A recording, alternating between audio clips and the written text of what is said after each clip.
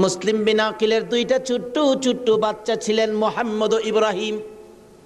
দুইটা বাচ্চা 12 বছর 13 বছর, সোনার পুতুল। খবর পাইলেন বাবাকে জব করে দিয়েছে। দৌড়াইয়া পালাই রে, জঙ্গলায় যায় লুকায়। দুই ভাই পরামর্শ করে, আমরা দুই ভাইকে যদি ধরতে পারে রে, আমাদেরকেও জব করে ফেলবে, বাচ্চা মানুষ। এদিক দিয়ে ঘোষণা হলো, মোহাম্মদ ইব্রাহিম মুসলিম বিন আকিলের দুইটা সন্তান যদি মদিনায় চলে যায়, খবর দিবে হুসাইন তো আসবে না, দুইটা ছেলেকে যে ধরে দিতে পারো 10,000 টাকা পুরস্কার। আমাদের হিসাব বললাম, লোকেরা তরবারি লইয়া ঘুরতেছে মোহাম্মদ ইব্রাহিমের তালাশে। ওই দুইটা বাচ্চা পূর্ণিমার চাঁদের মতো চেহারা, সারাদিন লুকাইয়া থাকে। রাত্র হলে মরুভূমির পথ দিয়ে দৌড়ে আর কান্দে আর ডাকে, মদিনার পাখিরা রে আয়, মদিনার খবর, একটা খবর নিয়ে যা, কুফা নগরীর অবস্থা ভালো না, আমাদের বাবা মুসলিম বিন আকিলকে কুরবানি করে দিয়েছে।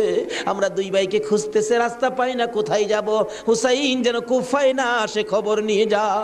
এভাবে একদিন এক রাত, 2 দিন 2 রাত, 3 দিন পার হইয়া 3 রাত্রের বেলা দুইটা ভাই একটা খেজুরের বাগানের মধ্যে বসেছিল। রাত্রে দৌড়াবে, মদিনায় যাবে, কিন্তু পেটের খিদা, পানির পিপাসা, আর হাঁটতে পারে না। ছোট ভাইটা বড় ভাইয়ের গলায় ধরে কাঁদতেছে, ভাই কলিজা শুকাইয়া গেছে রে, একটা কাজ সামনে যাইতে পারবো না।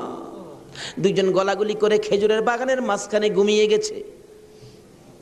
এই খেজুরের বাগানের মালিকের নাম ছিল হারেস।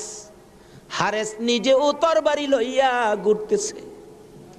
সকালবেলা হারেসের বিবি যাই বাগান দেখবে, যাইয়া দেখে বাগানের মাঝখানে সাপ বিচ্ছুর ভয় থাকে, কিন্তু এই ভয়ের মাঝখানে দুইটা পূর্ণিমার চাঁদের মতো সন্তান ঘুমাইয়া রইছে। আস্তে আস্তে কাছে যাইয়া ছোট্ট ভাইটার মাথায় হাত দিলে, চোখ খুলে দেখি কুফার মহিলা। চিৎকার মারছে, ভাই গো আর ঘুমাইস না, কুফাবাসী আমরার খবর পেয়ে ফেলছে, মদিনায় বুঝি আর যাওয়া হবে না। তুমি আমার মা লাগো, আমার মা নাই, বাবা নাই, আমরা মদিনার সন্তান, আমরা মদিনার আওলাদ, কুফাবাসীর কাছে আমাদের খবর দিও না।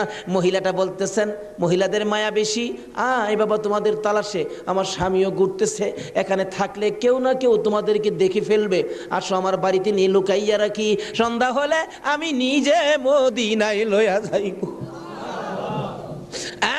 মা বোনেরা, এমন একটা ভালোবাসা দাও না গো এই মহরমের চাঁদে। সন্ধ্যা হইবার আগে বাচ্চা দুইটা রান্না করে রাখছিল।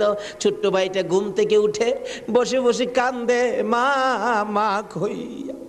বড় ভাইটা ঘুম থেকে উঠে ডাকে, কান্দিস না রে, কান্দার আওয়াজ শুনলে আমাদের জীবন থাকবে না। এমন সময় হারেস দৌড়ে আসছে।